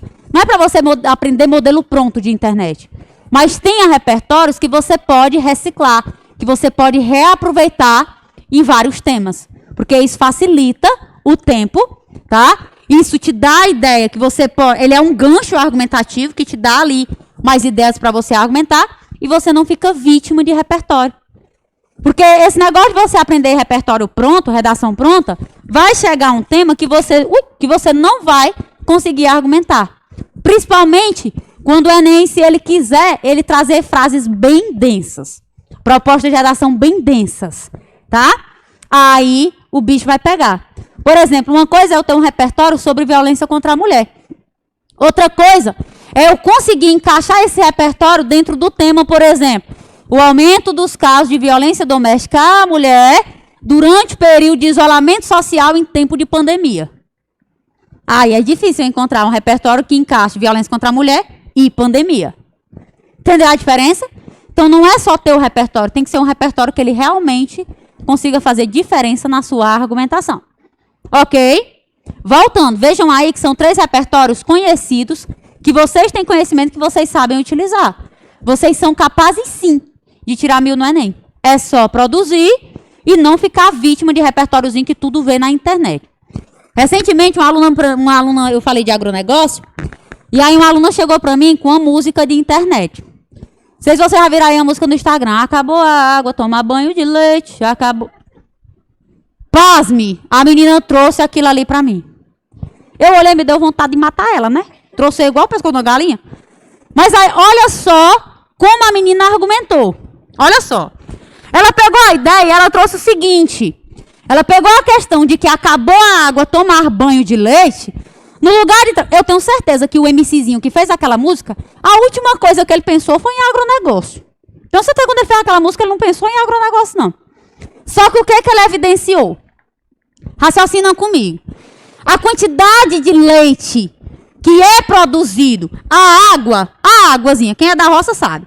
A águazinha que é levada para dar subsistência, sobrevivência ao gado, às vaquinhas, é muito. São muitos litros de água. No Brasil, de 100 litros de água que são dados à criação bovina, que inclusive o Brasil é um dos maiores produtores de carne bovina do mundo, de vez em quando a gente encontra um papelãozinho na carne, mas só para dar um gostinho, né? Mas o que acontece? A água, a cada 100 litros, 72 litros eles vão para a agropecuária. a produção de gado para corte, certo? Para o abate, para ser importado aquela carne. Onde é que eu quero chegar com isso? Que a água que é transportada, que é só para esse negocinho do agronegócio, as vaquinhas consomem, as vaquinhas engravidam de bezerrinhos, e aí tem aquela produção de leite. Que do leite vem aí tudo, né? Manteiga, requeijão, leite em pó, leite no seu... Tem tudo aí no mundo do leite, né? Então, o que eu quero que vocês observem aí?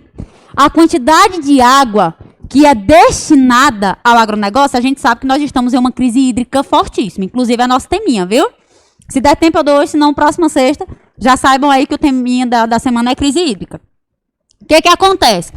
A água que é transportada pela crise hídrica, realmente a produção de leite é 3 vezes maior do que se tem de água. Então, realmente, vai chegar um momento que a água vai ficar escassa e realmente a gente vai ter que tomar banho com leite. Porque não vai ter água para sustentar. Estão compreendendo a ideia? Aí eu não tinha percebido no negócio da menina. Eu digo, rapaz! Só que, dentro de uma argumentação, esse tipo de repertório, ele não fica muito bacana, entende? Ele não fica muito sustentado. Uma vez eu falei de maus tratos aos animais, eu tive um aluno que ele me trouxe o repertóriozinho, o filme A Fuga das Galinhas. Sério. Eu olhei assim, homem, que porra é essa, doido? Pra você ver. Já aconteceu de tudo. Eu já apresentei acidente de trânsito, o menino trouxe o filme Carros. Eu digo, não, peraí, que vocês estão assistindo, né? Então, vejam repertórios que eles realmente tenham uma profundidade dentro da argumentação. Você pode ver a maioria das redações 1000, ou eles têm alusões históricas, ou eles têm alusões literárias, Constituição e filosofia ou sociologia, ou teorias, tá? Ah, professora, mas eu vi, em 2020, um aluno tirou 1000 usando o filme Coringa, sim. Mas veja lá a redação, eu duvido se ele tiver usado no desenvolvimento, ele usou na introdução. Durante as aulas online, que nós ainda estávamos tendo dentro do primeiro semestre, em uma das aulas, quem assistiu viu o que eu disse. Existem alusões que são voltadas para a introdução, existem alusões que dão sustentabilidade nos desenvolvimentos, certo?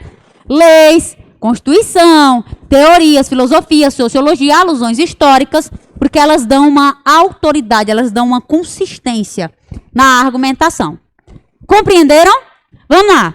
Olha aí a construçãozinha do segundo desenvolvimento. O ademais é um conectivo aditivo. Grifa o ademais e coloca C4. Ademais, ó. Ademais é oposição. Ademais é adição. Beleza? Vamos lá.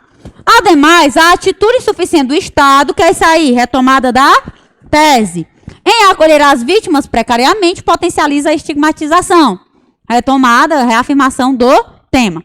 Então, aí nós temos o tópico frasal de novo. Grifaram? Coloquem tópico frasal.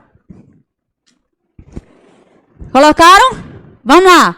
De acordo aí é um conectivo. De acordo é C4. Grifa e coloca C4. De acordo com os preceitos da Constituição Federal, repertório socioprodutivo por lei, C2. De acordo com os preceitos da Constituição Federal, o governo tem a obrigação, prestem atenção, a ideia lá da tese, o aluno colocou a atitude insuficiente do Estado. Insuficiente, então o Estado ele está falhando, ok? Aí eu coloco, de acordo com os preceitos da Constituição Federal, o governo tem a obrigação, está lá na Constituição, tem a obrigação de garantir a igualdade de tratamento entre os cidadãos, independente de quaisquer condições pré-existentes. Isso aí é o repertório, é a C2, é o que está dito lá na Constituição. Veja que é um repertório que vai de ideia oposta à ideia da tese. Compreendeu? Vamos lá. Aí olha o que evidencia isso. O porém. Conectivo de contraposição. Conectivo é C4. Porém, olha aí a argumentação, meninos. Essa justiça não é cumprida como deveria. Já que, olha o já que aí, que evidencia isso? A mesma ideiazinha do visto que? Conectivo. Já que milhares de indivíduos sofrem com preconceitos associados às condições mentais. Tal fato, C4, tal fato ao aprofundamento está relacionado, aí eu vou e confirmo isso, à falta de centros dedicados a receber denúncias e a punir os agressores. Carência essa mais evidente nas zonas rurais. Eu até cito um exemplozinho aí, né? Para fundamentar a ideia, para aprofundar a ideia. Aí finalizo com isso, conectivo conclusivo de ideia, C4, ao fechamento do parágrafo. Com isso, milhares de brasileiros mentalmente doentes permanecem desamparados, indo contra, reafirmação, as ideias de igualdade da Constituição. Se você observar, a mesma estrutura do desenvolvimento 1 é a mesma estrutura do desenvolvimento 2. Gente, uma dica que eu dou para vocês. Não precisa fazer desenvolvimento com 3 parágrafos. 3 parágrafos de desenvolvimento, primeira coisa. Às vezes você acha que no terceiro parágrafo você está abordando uma ideia nova. Muitas vezes você está repetindo o que você já disse antes com outras palavras. Outra coisa. Às vezes a gente pensa que realmente está abordando uma ideia nova e a gente está colocando coisa nada a ver com nada. Tá? Então o corretor, ele pode considerar aí que eu estou sendo ou redundante, repetindo o que já foi dito, tautológico, ou ele pode considerar aí que eu estou abordando ideia solta, estou trazendo ideia de fora que eu não argumentei. Então, não façam 3 parágrafos de desenvolvimento. 2 parágrafos de desenvolvimento é suficiente. Quanto mais linha você gasta no desenvolvimento, mais você perde na conclusão. E a conclusão, lembrem que vocês têm muita coisa para fazer, tá? Principalmente se você botar teses que não se complementam. Que aí você vai ter que fazer 2 agentes, 2 ações, 2 meios, 2 detalhamento, 2 efeitos, 2 objetivos, tá? Então, cuidado com essas ideias aí relacionadas dentro, na hora do desenvolvimento para formar a conclusão. Vamos lá. Temos o segundo desenvolvimento, agora vamos para a conclusão. Portanto, conectivo conclusivo, C4. Percebe-se a prioridade de desestimular, que é para ir contra, né? De desestimular o estigma relacionado a doenças mentais. Isso é o que nós chamamos de retomada do tema. O texto já está chegando ao final, então agora eu não vou fazer retomada de tese, eu vou fazer retomada de tema. Retomada de tese eu faço nos desenvolvimentos. Retomada do tema eu faço na conclusão. Ok? Compreenderam? Vamos lá. Percebe-se a prioridade de desestimular o estigma relacionado às doenças mentais. Para tanto, conectivo, ou para isso, pode ser também, conectivozinho aí, C4, é necessário que, quais são os elementos da competência 5, meu povo, lá da PIS? A agente, que é quem resolve. A ação, o que é feito. O meio, como a ação será aplicada.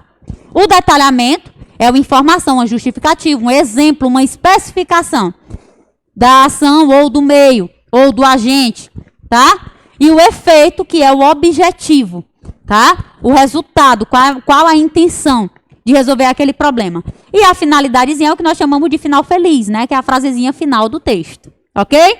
Vamos lá. É necessário o quê? Vamos ler tudo, aí vocês vão me dizendo quem é quem. É necessário que o Ministério da Educação realize projetos escolares que ensinem um comportamento empático para com aqueles com condições psíquicas clínicas, por meio de aulas e de palestras que ensinam respeito ao próximo, para que a capacidade dessas pessoas não seja duvidada, permitindo a consolidação do imperativo categórico. Além disso, o Ministério da Segurança deve instalar centros de apoio, em especial no campo. Lembra lá que lá no desenvolvimento 2 ele falou de zonas rurais? Tudo que você fala dentro do texto, ele tem que ser retomado, tá? Amarrem as ideias. O Ministério da Segurança deve instalar centros de apoio, em especial no campo, que recebam denúncias e investiguem casos de estigmatização. Dessa maneira, o pensamento medieval, retomado lá da introdução, de desqualificação dos mentalmente doentes, será melhor combatido. Vamos lá, volta. É necessário que Quem é o agente social? Bora com fé. Quem é o agente social? Pronto. Grifa aí e coloca agente 1. Agente 1. O que é que o Ministério da Educação vai fazer, povo? Na fé, bora, realize o quê?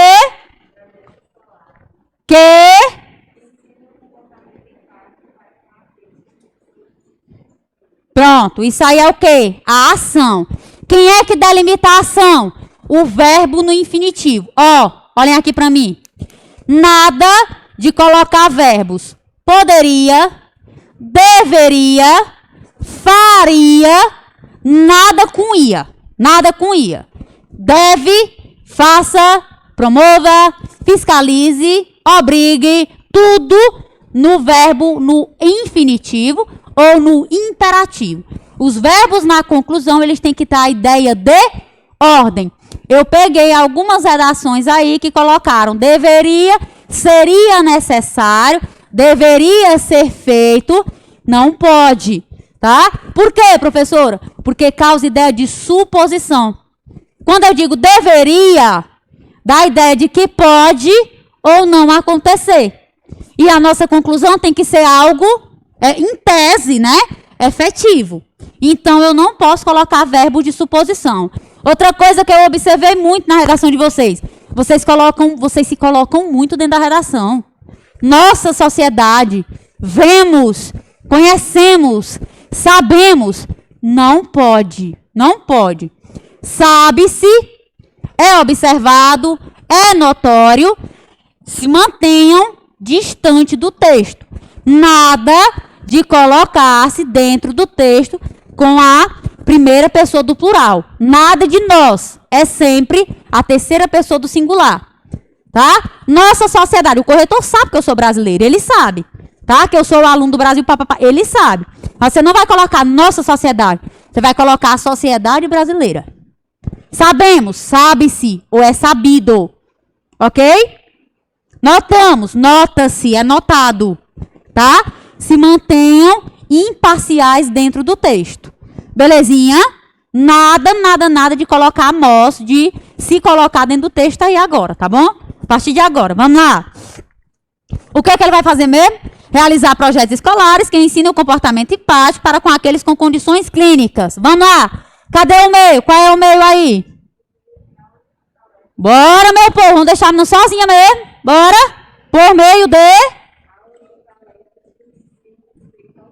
Isso aí é um meio. Meio, modo, maneira, circunstância. Tá? Grifa aí e coloca meio. Ó, nada de colocar através. Através de palestras. Não. Através é de atravessar. Tá? Então, ele não significa operador argumentativo. Você vai perder ponto. Professora, me dá aí ideias. Por meio de, por via de, mediante, tá bem? Mas nada de através. Belezinha? Vamos lá. Por meio de aulas e palestras que ensinam a respeitar o próximo. Vamos lá. Com que objetivo? Vamos deixar não sozinha mesmo. Vamos morrer junto, vai. Para quê? Isso aí é o detalhamento.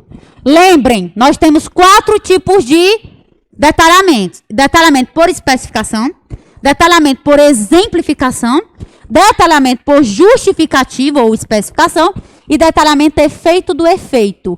Esse aí é o chamado efeito do efeito. É como se vocês botassem 2 objetivos dentro de um único. Observe, ele coloca assim, ó. Para que a capacidade dessas pessoas não seja duvidada. Permitindo, ou seja, com isso, vai permitir a consolidação do imperativo categórico. Compreenderam? Então, quando vocês botarem 2 efeitos dentro de um, pode deixar que o corretor vai perceber que é um detalhamento. Tá bom? Vamos lá. Para que a capacidade dessas pessoas não seja duvidada. Detalhamento, efeito do efeito. Permitindo a consolidação do imperativo categórico. Pronto. O primeiro, para que a capacidade até não seja duvidada, é o detalhamento. De permitindo até categórico, é o efeito. Belezinha? Compreenderam até aí? Vamos lá. Além disso, conectivo, conectivozinho. Vamos lá. Ministério da Segurança. Ministério da Segurança é quem? Agente 2. Bora lá. O que é que ele vai fazer? Fala com força. O que é que ele vai fazer? Na fé. Bora. Deve instalar. Pronto. Isso aí é a ação.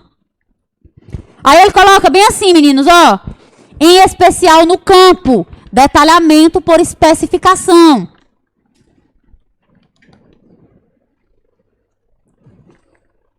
Vamos lá. Olha só. Que recebam denúncias e casos de estigmatização. Isso aí tudo é detalhamento, tá? De em especial no campo até estigmatização é o detalhamento. Belezinha? Grifaram? Qual a finalidade? Dessa maneira aí é conectivo. C4. Vamos lá. Qual é o finalzinho bonitinho? Final feliz. Leia aí alto, com força, vai.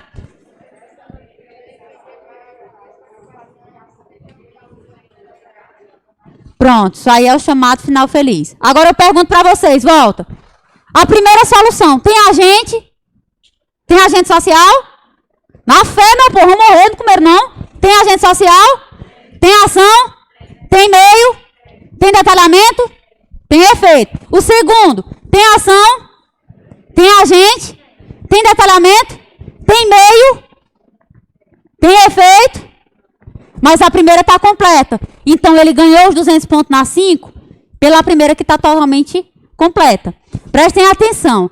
A competência 5 de vocês na conclusão não é obrigado vocês deixarem as duas soluções totalmente completinhas, não.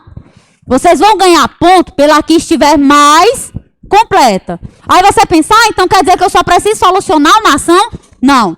Você tem que solucionar os dois probleminhas. Mas você vai ganhar os 200 pontos pela que estiver mais completa. Observa que a segunda ficou faltando dois elementos. Qual foi? O meio e o efeito. Nesse caso aí, o aluno só tiraria 160 pontos. Tá? Mas como a primeira está totalmente completa, aí ele fechou os 200 pontinhos, totalizando 1000. Compreenderam como é que faz a conclusão? Uma das soluções, ela tem que estar totalmente completa com os 5 elementinhos. Capite? Compreenderam? Vamos lá. Tá terminando, ainda dá tempo, dá, minha gente? Pronto, vamos lá, vamos finalizar aqui. Olha aí o segundo textinho. Aí a análisezinha que os corretores fizeram, tá? Vamos lá. Parágrafos de desenvolvimento construído com estratégia bem pensada. O Juan, foi o meninozinho que tirou 1000, fez um texto que transparece certo treino antes da prova. O que acontece? O meninozinho, ele simplesmente criou um mapeamentozinho do texto dele. Eu tive um aluno, ele tirou 980 na redação do Enem de 2018. Aí eu fui e perguntei para ele, né? Quando chegou na terceira redação dele, eu percebi que ele tinha um modelinho. Não era modelinho pronto de internet, ele fez mesmo, né? Depois que eu expliquei as competências, que eu fui analisando, igual eu fiz aqui com vocês, aí ele começou a fazer o mapeamentozinho. Olha só como é que o garotinho fazia. Toda a introdução, o Edson, ele começava com uma citação. Toda a introdução dele era com uma citação. A gente sabe que citação tem ideias universais, né? Tem uma visão bem ampla. Beleza. Quando ele chegava no desenvolvimento 1, ele sempre usava uma alusão histórica. Quando chegava no desenvolvimento 2, ele sempre usava um dado estatístico. Professor, eu não lembro muito de dado estatístico. Possa ser que lá no texto motivador ele venha com dado estatístico. Sempre vem. Sempre vem. Desde 1999, tá? Que o Enem traz temas mais delimitados, que ele sempre traz um texto motivador com dado estatístico. Não é possível que esse ano ele não vá trazer só porque é vocês, né? Em nome de Jesus Cristo ele vai trazer. Fé no Pai. Vamos lá. E a conclusão, ele retomava a ideia da introdução. Igual o meninozinho fez aí. Retomada do repertório da introdução. Aí um dia eu fui e perguntei pra ele. Eu disse, Edson, por que tu sempre usa esse modelinho? Aí ele foi e perguntou. Ele disse, tia, tá errado. Ele era aluno de pré-med, né? De pré-medicina. Eu disse, não, mas eu queria entender. Por que tu sempre usa esse modelinho? Aí ele disse, tia, eu fui pelo que a senhora falou. Primeiro, a senhora disse que em todo parágrafo do texto a gente tem que ter um repertório. E uma diversidade de repertório, porque a competência 2, ela diz, compreender a proposta de redação e apresentar conceito das várias áreas de conhecimento sobre o tema. Então, eu pego uma área da filosofia, eu pego uma área da história, né, uma alusão histórica, e eu pego um dado estatístico. Beleza. Eu disse, sim, mas como é que tu faz esse mapeamento? Professora, lá na competência... Isso aqui é a competência 2, tá? Aí ele disse, lá na competência 3, a senhora fala do SROI. Quando a senhora traz a competência 3, a senhora fala do SROI. O que é o SROI? Seleção, escolha, relação, articulação, organização, pertinência e interpretação de dados, fatos, opiniões e informações, ou seja, repertórios socioprodutivos em defesa de um ponto de vista. Ou seja, todos os meus repertórios em defesa da minha tese. Estão captando a ideia do menino, então? Aí ele disse, ó, eu faço o seguinte, eu uso a filosofia na introdução porque ela tem uma visão ampla. E a introdução realmente também tem uma visão ampla, que é a ideia de contextualizar, apresentar o tema. Então eu uso a filosofia. Aí o que é que eu faço? Quando eu chego no desenvolvimento 1, eu pego uma alusão histórica. Por quê? Eu saio dessa ideia universal e eu chego a um momento específico. Ou a Idade Média, ou a Guerra Fria, ou a ditadura militar, ou o período de colonização. Enfim, eu saio daquela área filosófica e eu chego a um momento específico em que aquilo acontece. Estão compreendendo a ideia? No terceiro, eu trago um dado estatístico. Por quê? O dado estatístico ele envolve a atualidade. Eu já tenho lá no meu texto motivador, sempre vai ter no meu texto motivador, então já é um repertório que eu não preciso procurar. Não tenho o que pensar, eu já tenho ele ali. E detalhe, o dado estatístico ele envolve o que acontece no momento atual. Então, tia, a minha argumentação no segundo desenvolvimento é como se eu mostrasse que esse problema existe na atualidade porque não foi resolvido no passado. Compreenderam a ideia do menino? Eu digo, eu vou te matar. Eu vou te matar. E aí eu faço a retomadazinha da conclusão lá pela filosofia de novo, porque chega o finalzinho feliz que a senhora diz. Eu digo, garotinho, é obrigado a seguir esse modelozinho aí vocês? Não. Você pode fazer, por exemplo, ó, pega uma série relacionada ao tema, pega uma alusão histórica relacionada àquela tese e pega uma lei. Pronto. Aí você problematiza a mídia e problematiza o Estado. Pronto. De buenas. Se é educação, pega a filosofia, pega uma alusão histórica, posso pegar a filosofia de novo, posso pegar outro momento da história, não tem problema nenhum. Tá? Eu tive outro aluno que ele usou só a alusão histórica no texto dele, ele tirou 980 também. O que ele fez? O tema foi em 2016, intolerância religiosa no Brasil. Aí o que ele fez? Ele pegou o período da intolerância religiosa lá na Idade Média. Aí ele pegou no primeiro desenvolvimento lá no período do nazismo. Pegou no segundo desenvolvimento lá na Era Vargas. Ó a cronologia. Tá entendendo? É tanto que ele até colocou um título. Ele colocou assim, ó, um passeio pela intolerância religiosa. Interessante, né? Então, criem o projeto de texto de vocês. Criem o mapeamento de vocês, as alusões de vocês, os repertórios de vocês. Para vocês não ficarem vítimas de repertório velho furado de internet. Oi, tia.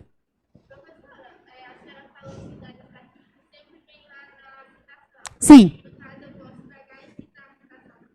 Você vai pegar o dado e a fonte. Por exemplo, imagine que você vai fazer, imagine que o tema lá, ele venha sistema prisional brasileiro. Um exemplo, tá? Vê lá sistema prisional brasileiro. Aí você pegou lá o segundo texto motivador. Aí lá no segundo texto motivador, vamos supor que tinha uma imagenzinha, né? E aí tinha lá dizendo que era um dado do DEPEN. DEPEN é Departamento de Penitenciária Nacional. E aí tem lá um rankingzinho. Imagine que na imagenzinha é um rankingzinho, sabe? De países que tem uma grande massa carcerária. Aí você analisou o gráficozinho lá, a imagenzinha. E aí você contando, você viu que o Brasil estava em quarto. Era o quarto país. Beleza. Opa, o boy.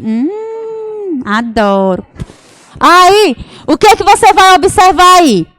Qual é o dado? Brasil está em 4º lugar. Qual é a fonte? Depende. O que é que eu concluo? Que o Brasil possui a 4ª maior massa carcerária do mundo. Então você interpreta o gráfico, a imagenzinha, e pega só a fonte e o dado em si. Compreenderam a ideia como é que faz? Vocês não vão pegar do jeito que está lá e colocar, não. No tema do ano passado veio assim, né? Acho que era no texto 3, que dizia que o Brasil era o país que apresentava o maior número de depressivos do mundo. Parece que era. Então você não vai pegar, conforme a Organização da Mundial da Saúde, o Brasil é o país mais depressivo do mundo. Não. Você vai colocar o seguinte, ó. Em pesquisa realizada pela Organização Mundial da Saúde, o Brasil se apresenta em primeiro lugar no ranking mundial no tocante a pessoas depressivas. Pronto. Peguei o dado, peguei a fonte, fiz a referência e não foi plágio. Compreendeu a ideia? Compreenderam como é que faz? Beleza.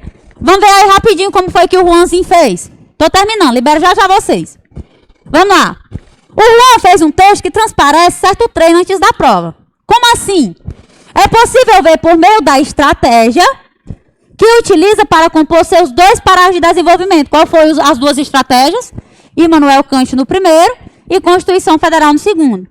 Que ele testou e achou uma forma segura e eficiente de apresentar suas ideias. Encontrar uma estratégia de organização que funcione na sua redação é importante para que você vá muito mais confiante para a prova. No texto de Juan, vemos os parágrafos de argumentação seguindo a mesma estrutura de organização de ideias. Não precisa inventar moda em desenvolvimento. Pega a mesma estrutura e repete. Só ideia nova, não tem problema nenhum. Vamos lá.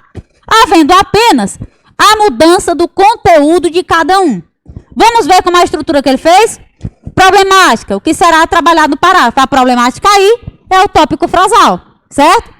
Mas o repertório, ele usou o conectivozinho e colocou o repertório. O repertóriozinho, ele é escolhido estrategicamente para causar uma contraposição. Ele fala da falta de empatia e ele apresenta um repertório que induz a empatia para aí causar essa contraposição, ok? Vamos lá. Traz ajuste, outro conectivozinho, e aí ele traz o conectivo de oposição de ideias mais a contra-argumentação, que é onde ele traz o entretanto e ele coloca o posicionamento dele. Aí ele coloca a justificativa da contra-argumentação, que ele usa o visto que, e ele confirma, que é onde ele faz um aprofundamento da ideia, tá? Reflexão resultando do que foi dito anteriormente. E por último, ele faz a brevezinha conclusão, que essa conclusãozinha aí do parágrafo é o fechamento do parágrafo. Pode analisar que segue a mesma estruturazinha. Quando chega no desenvolvimento 2, ele faz a mesma coisa. Ideias novas, mas é a mesma estratégia. Vamos lá. Então, basicamente, olha só como é que se dá aí. Basicamente, a estratégia de Juan é: apresenta o problema. Vamos grifando isso aí para facilitar. Vamos lá. A estratégia é apresentar o problema, escolhe um repertório que vá contra a ideia, e se vá contra aí, coloca até um coração, viu? Que vá contra a ideia que ele defende, traz a opinião dele logo em seguida para quebrar o argumento, justifica o seu ponto de vista para dar força ao argumento, tá? Que ele coloca o posicionamento crítico, reforça com mais uma reflexão, que a gente pode pensar aí da ideia de consequência, tá? Para não ter dúvida que ele sabe do que é que ele está falando. E aí ele finaliza com o fechamento do parágrafo. Não é conclusão não, viu? É o fechamento do parágrafo, conclusão da ideia, ok?